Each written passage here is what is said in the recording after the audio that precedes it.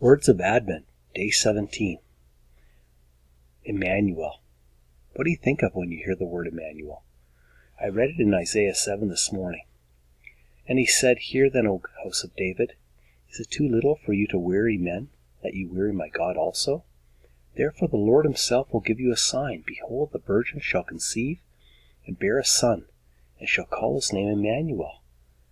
The exegetical journey from this passage to Jesus is for another time, but our attention should go to this unique word Emmanuel, used twice only in Isaiah, pointing to a Messiah.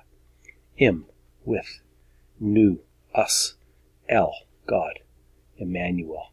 3 words embedded in this word that speaks volumes.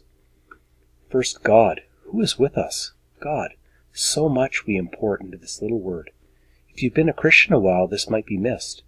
God, the Lord of all creation, loving Creator, transcendent, mysterious, powerful, I am, provider, helper, holy, word, wonderful, counselor, mighty God, everlasting Father, Prince of Peace, God of joy, hope, glory.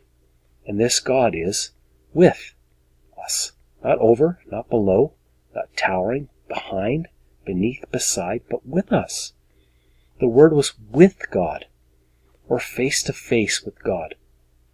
While God is so much beyond us, Peter says to Jesus, Go away from me, Lord, I'm a sinful man, when he comes face to face with this God who is with us. And finally, us.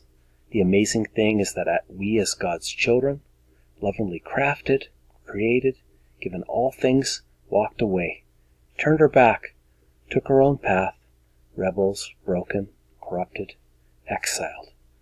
But instead of leaving us alone, Emmanuel comes and takes the next step in reconciling all things in heaven and on earth, restoring all things under Messiah Jesus. As the song says, O come, Emmanuel, and ransom captive Israel, that mourns in lonely exile here, until the Son of God appear.